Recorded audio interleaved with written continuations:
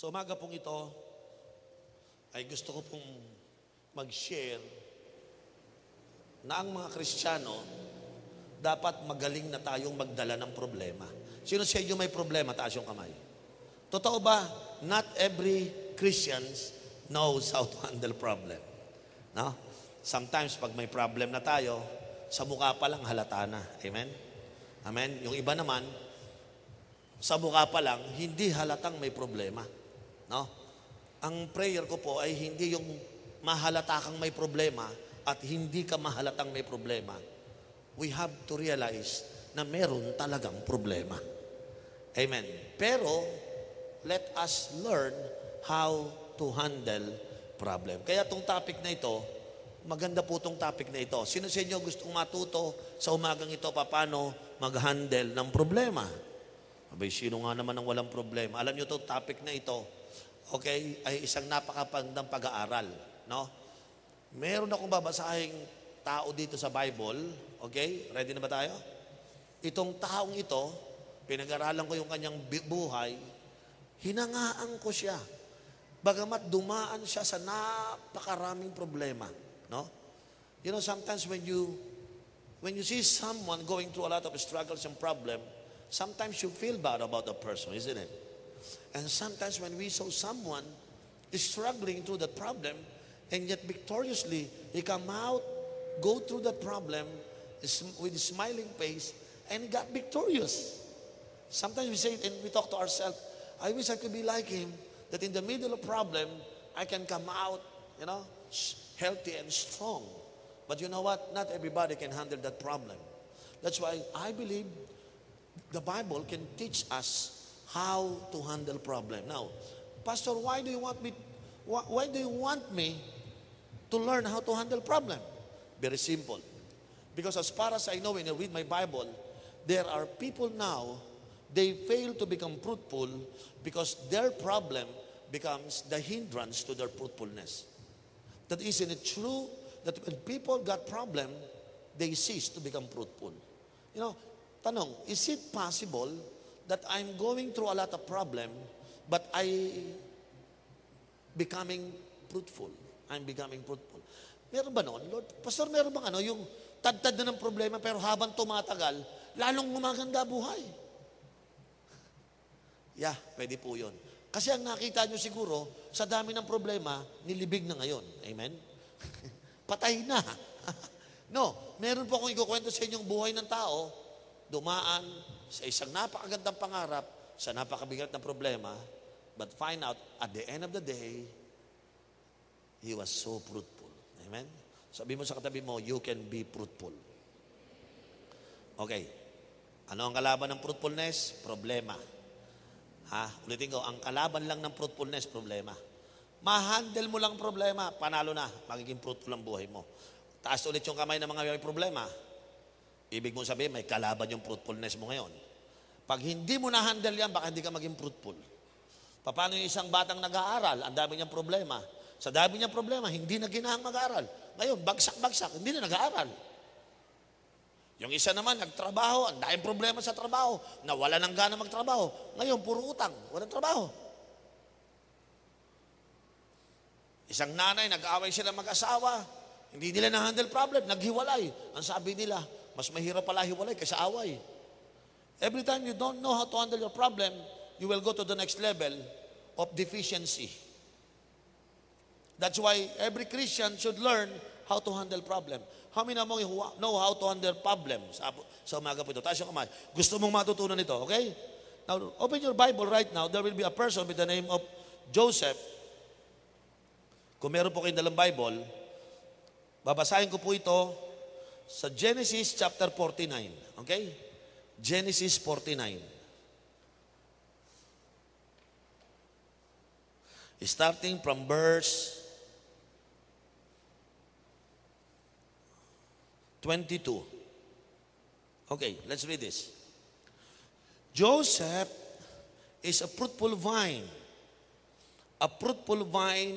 near a spring whose branches climb over a wall. Verse 23, with bitterness, archers attack him. they shot at him with hostility. Verse 24, but his bow remained steady. His strong arm stay limber because of the hand of the mighty one of Jacob.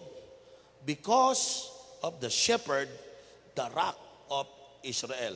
Verse 25, because of your fathers, God who helps you, because of the Almighty who blesses you, with blessing of the heavens above, blessing of the deep that lies below, blessing of the breast and the womb. Verse 26, your father's blessings are greater than the blessing of the ancient mountains, than the bounty of the age-old hills. Let all this rest on the head of Joseph, on the brow of the prince among his brothers. I like this passage. Sa verse 22, Joseph is a fruitful vine.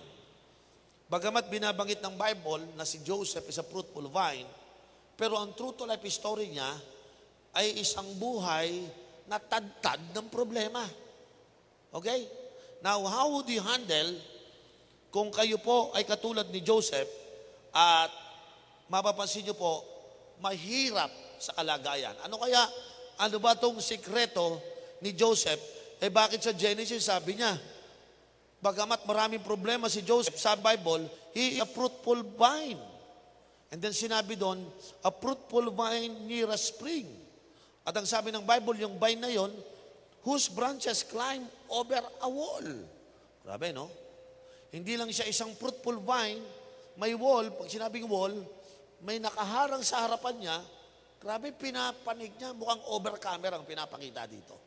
Well, let's see what is the life of Joseph based on what we are pursuing today. Alam niyo po ba, kung tatanungin niyo ako, Pastor Royal, ikaw nagka-problema ka din eh. Sa totoo lang po, magda-24 na taon na akong pastor. Ang pinagdaanan ko pong problema, katulad din po marahil ang mga problema ang pinagdadaanan ninyo. Magkaiba lang siguro tayo, pero di po ako exempted sa problema. No? Walang tao na exempted sa problema. Yung presidente natin, dahil problema. Yung pulubi dyan sa Quiapo, dami din problema. Walang pinagkaiba yon. Mayaman o mahirap, maganda o pangit, bungi o hindi, nag-aaral o hindi, may problema yan. Amen. Amen. At magtataka kayo, yung marami mga nawasak, yung mga hindi nakapag-handle ng problem. Ang tanong, paano nyo napagtatagampayan yan? Halimbawa, tanongin nyo ako, ba't hanggang ngayon, Pastor, for 24 years, sumaba ka sa maraming problema, bakit buhay ka pa hanggang ngayon? Babanggitin ko rin po. Nag-aral po kasi ako ng Bible, tininan ko kung ano ang sikreto. Okay? Ang una, sikreto, tumambay ka. Yan lang. Pag may problema ka, tumambay ka. Kaya lang, ang tatambayan mo, dapat tamang lugar. Ako, natutunan kong tumambay sa presensya ng Panginoon. Yun lang ang panlabang ko. Hang out with God. Ayun ang ibig ko sabihin. Okay? When you have problem, learn how to hang out with God. Sa Tagalog, tumambay ka kasama ni Lord. Marami sa atin, pag may problema, saan tayo pumupunta? Saan tayo tumatambay? Sa inuman, sa barkada, saan pa? Sa drugs, saan pa? Lahat ng lugar, hindi lang sa Diyos. But I finally find out that this man by the name of Joseph, okay? Joseph had unbroken fellowship with God. Let me tell you this. His circumstances keep on changing, but his relationship with God is constant. I like that. Do you hear me? Circumstances can change, but if your relationship with God is constant, malaking factor yan. Marami sa atin, when circumstances is changing, our relationship with God is changing. No. Don't forget this. You let your circumstances keep on changing. Ang ganda ng pangarap ni Joseph. Natutulog siya one day, sabi niya, napangiti siya. Oh. Wow. Sabi ng mga utol niya, ano na pakinikipan mo? Alam mo to, lahat kayo, yuyuko sa akin. Tay, tsaka nay, kayo din dalawa. Magiging pinuno ako. Parang sa panaginip ko, ako mangunguna sa inyo, lahat kayo, yuyuko at susunod sa akin. Sabi niya, wow, magiging leader ako. Magiging governor ako. Kinabukasan, dumating ang problema. Naalala niyo ba yung problema ni Joseph? Pagpunta niya dun sa field, his brother plot something against him. That day, circumstances changed. Mga kapatid, maganda ba buhay mo ngayon? Be careful. Paano ko biglang magbago? Paano ko biglang magsara kumpanya mo? Paano ko biglang magbago yung asawa mo? Paano ko biglang nasira ang mga bagay sa buhay mo? How do you handle changing circumstances will determine the fruitfulness of your life. Are you still here? Joseph, in spite of changing circumstances, hanga po ako sa kanya kasi constant yung kanyang relationship with God. He had his fellowship with God when he had this favor from his father. Maganda relasyon niya sa Diyos nung may favor siya sa kanyang tatay. In fact, God communicated with him through dreams and God revealed through his dream yung kanyang future. This boy grew up with a vision about what will be his life in the future. And that vision, makes him excited. But listen, soon, the circumstances changed his life. What the Bible told me is that he became a slave. Are you listening? In Potiphar's house. Then, he became a prisoner in jail.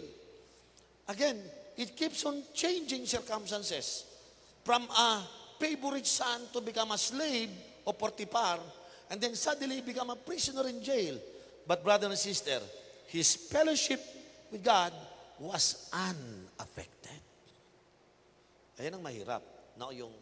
Kaya nyo ba to? Yun naman ang problema. Devotion pa rin. Yun naman problema. Simba pa rin. Constant eh. Ito naman ang problema. Cell group pa rin. Ang yung problema. Pepsol training pa rin. Kaya nyo yun? Because you don't let circumstances affect your fellowship with God. Because Joseph knows the only remaining place of refuge is none other than God. Mga kapatid, paalaala, pasensya na po. Nagbabago po talaga ang panahon. Amen. Circumstances will keep on changing. But I tell you, the God of heaven will never change. He still love you. Even your circumstances has changed. Amen. Sino sa inyo may mabigat na problema? Madali tayong magbago. Yung iba sa atin, ba't nawala si sister? May problema, pastor. Ba't hindi ka nagdi-devotion? May problema, pastor. Alam niyo, nakita ko mga tao pag may problema, ang unang naaapektuhan, relasyon sa Diyos. But if you want to be strong, let problem comes and overwhelm you, but you don't let your relationship with God affected by that circumstances. Yun, si Joseph, dun ako humanga sa kanya. Pinagtulong-tulungan ng utol, ginawang slave, ginawang preso. Pero ano po sabi ng Genesis, chapter 49, verse 22. Ang ganda ho ng verse, balikan natin. Ano sabi po doon? Binanggit po dito, Joseph is a fruitful vine. Bakit? A fruitful vine near a spring. Merong isang ginawang pag-aaral, dalawang mama nagtanim ng parehong buto. Buto ng mansanas. Pareho pinanggalingan ng buto. Tinanim sila sa parehong lugar, sa parehong lupa. Okay? Nagtaka sila, yung isang apple, ang dami ng bunga. Ang daming bunga. Yung mga tao nag-aakyatan sa puno, ang tayog-tayog, ang kapal-kapal lang daw. Yung isa naman, ang payat-payat, ang liit. Natatakot umakyat yung mga tao. And then they find out what makes the difference. Pinignan pong mabuti, nakita nila, ano yun pareho ng pinanggalingan yung buto, parehong magaling na farmer, pareho ng lupa. Sabi nung isa, kasi yung isang mataba, naitanim pala, near the spring. Yung isa, malayo sa spring. Mga kapatid, ano ang advantage nung malapit sa spring? Ibig sabihin po, yung ugat niya, nakakasipsip ng tubig palagi. Alam niyo po, yung mga tao, na kapag kayo itinanim sa presensya ng Panginoon, kayo po yung unang-unang malago, fruitful, sapagkat you are planted near the spring.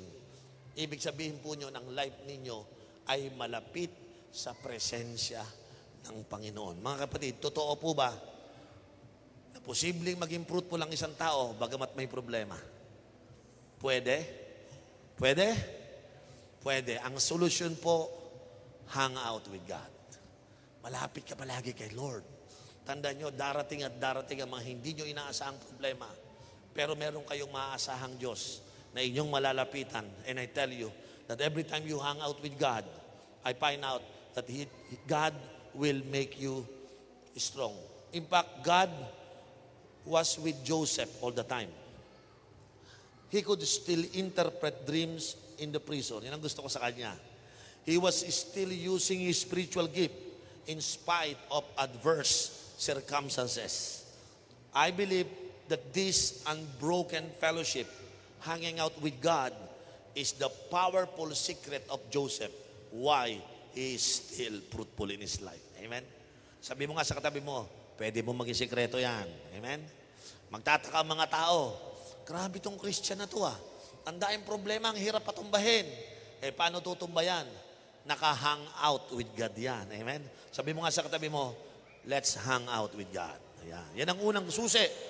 Yan ang susi. Okay? Number 2. Pangalawa, puntahan po natin. Chapter 39 to 40, chapter 41, basahin natin to, no? Genesis 41, verse 39 to verse 41. Tingnan naman natin yung pangalawang sikreto ni Joseph. Okay? Chapter 41, verse 39.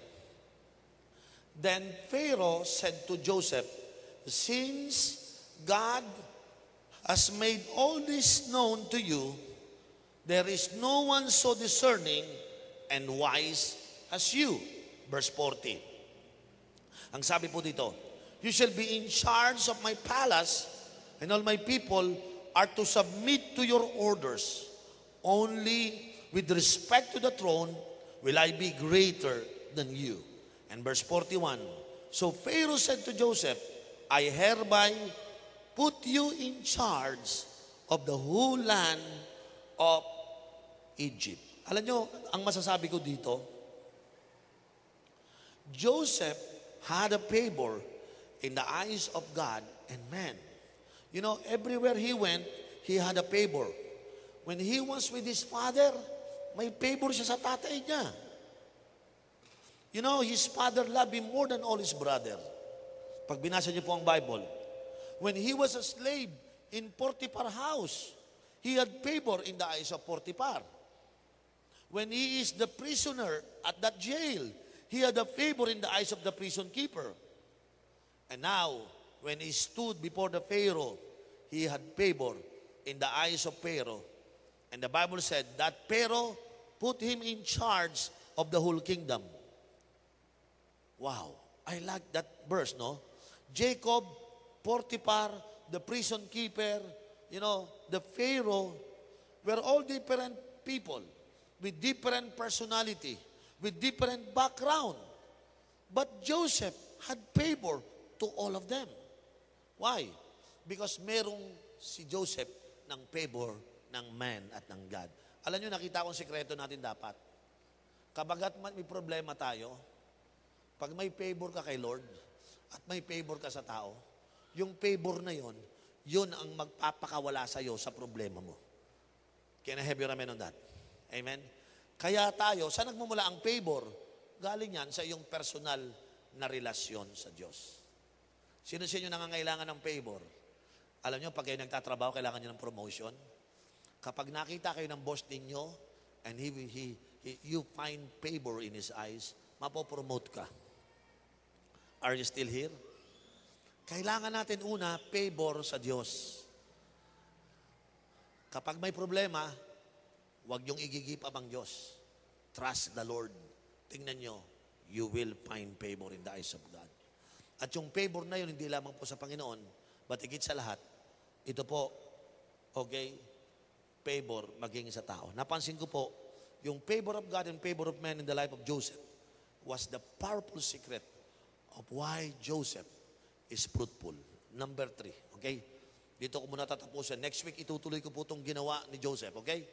Pangatlo, sabi po dito, si Joseph, tingnan niyo po ito napansin ko, pag may problema ang mga tao, ito yung naapektuhan. Alam niyo po ba, in the middle of problem, si Joseph naging fruitful because number 3, he is faithful in his responsibilities. Faithfulness in his responsibility. Napansin ko si Joseph, faithful talaga siya. Say that word, faithful. Marami sa atin, pag may problema, natatanggal yung faithfulness natin. Halimbawa, meron tayong problema sa love life. Wala na, pababayaan na yung cell group. Pag may problema sa personal life, wala na, hindi na magde-devotion. Hindi na mag-perform ng kasi hindi tayo faithful sa responsibility natin. Now, tinan nyo, dahil hindi ka faithful sa responsibility mo, hindi ka na magiging fruitful. Sometimes problem will come to cause you to become unfaithful. Kaya pag kayo maraming problema, mas madaling maging unfaithful. Pero sa totoo lang, ito yung kailangan nyong gawin. Pag may problema, lalo lang ako magiging faithful. You know, one day when his brothers were doing evil, he was faithfully reporting it to his own father. Matindi to si Joseph, Gumagawa ng kalokohan yung mga utol niya, sinusumbong niya sa kanyang tatay. In fact, he did not join his brother in their evil, nor he did hide their evil doings from his father. He was concerned about his family's honor. And he continued to be faithful. Sabi po ng Bible, even when he was a slave in Potiphar's house. Potiphar was not inspecting the work of Joseph. But Joseph was faithful even when no one was watching his work. Galing, no? Sino sa inyo faithful kahit wala boss? Yung iba nagtatrabaho pag wala na si boss. Facebook, di ba? Yung ibang nagtatrabaho pag wala si boss, hindi na tayo nagiging faithful. Pero si Joseph, habang wala si Potiphar sa bahay, lalo niyang ginagalingan ang kanyang trabaho. You know, he did not even give up his faithfulness when he was thrown down jail because of false accusation. He did not give up his faithfulness. Even as a result ng kanilang mga bitter experience, hindi niya kinwestiyon whether it was worth being faithful after his plight. Biro mo, pagbintangan kang rapist dun sa house ni Potiphar, and then you landed in prison. You know what? His faithfulness remained constant. And the prison keeper na-relax nang dumating si Joseph. Because Joseph took in charge of everything and he did this work efficiently and effectively because he is faithful whatever responsibility bibigyan natin. Alam niyo po, prayer ko, ganyan tayo. No? Yung sa tindi ng problema, lalo tayo nagiging faithful. No? Taas yung kamay ng mga cell leader. Pastor, hindi na muna ako mag-cell group leader. Bakit? May problema lang, nakapatay na. Si Joseph, iba. Faithful saan? Sa responsibility. Grabe, kahit anong bigat ng problema, faithful. Naalala ko nung mga utol niya, gumagawa ng mga mali, niloloko si daddy. Sabi ni tatay, tingnan mo anong nangyayari doon. Alam mo, minsan yung mga magkakapatid, nagkakambuan Sabi ni Joseph, mali itong ginagawa. Sinumbong sa tatay. Tay, yung mga utol ko, may mga ginagawang mali. Sabi ng mga utol niya, wala ka naman pakisama Sabi niya, it's not pakikisama It's the reputation of our family. Tama? Dinala sa pagiging slave. Grabe, ang pangarap niya, maging governor. Naging slave. Pero sabi niya, ano ho gagawin? Slave ka na ngayon. Lilisin mo. I will be faithful on my responsibility. Hindi niya pinapagalitan yung nag-enslave sa kanya. Sabi ko, ibang klase ito. Sino sa inyo kaya niyong maging faithful sa inyong responsibility in the middle of those situation? Pag may problema, wala na kay Lord. Pag may problema, bibigay na tayo. Pag may problema, pababayaan na natin yung mga responsibilidad natin. Gaano karaming tatay nag-walk away sa family kasi hindi niya kaya? Gaano karaming nanay nag-walk away sa family dahil hindi niya kaya? Gaano karaming batang nag-give up ng pag-aaral dahil hindi niya kaya? Mga kapatid, you desire to be fruitful, then where is your faithfulness on your responsibility? Dito muna ako magwawakas sa tatlong ito. Mag-hang out with God. Let's find favor in the eyes of God. At higit sa lahat, willing ba tayo maging faithful, okay, sa ating mga responsibility? Taas ulit yung mga kamay ng mga problema. Oh, ngayon, sa tingin nyo, kaya nyo? Magiging fruitful kaya kayo out of that? Sana maging katulad tayo ni Joseph. Lord, kayang-kaya ko maging fruitful. Bakit? I will hang out with you. I will find favor in your eyes. And I will be faithful in whatever responsibility na meron ako. Ano mang problema meron ako, Panginoon, hahawakan ko ang lahat po ng bagay nito. Amen. Tumayo tayo lahat at sabihin mo sa katabi mo, hang out with God. Sabihin mo sa katabi mo, come on. Sino excited labanan ng problema sa umagang ito? Katulad ni Joseph. Ha? Sabihin mo sa katabi mo, walang sukuan. Amen. Don't give up. Sabihin mo sa katabi mo. Amen. Sino rito naniniwala na may kapangyarihan ng Diyos sa pagkilos ng problema ninyo? Alam nyo, maganda ang kinanta natin yun, no? Sabi natin, Lord, I will wait. Pakilagay mo ngayon lyrics ulit yung we will wait. No? Nung makita ko po itong song na ito, sabi ko, wow, napakabait ng Panginoon. Tamang-tama yung ipipreach ko. We will wait. Ang sabi na dito, waiting here for you with our hands lifted high in praise. No? Hindi mo alam kung ano nangyayari.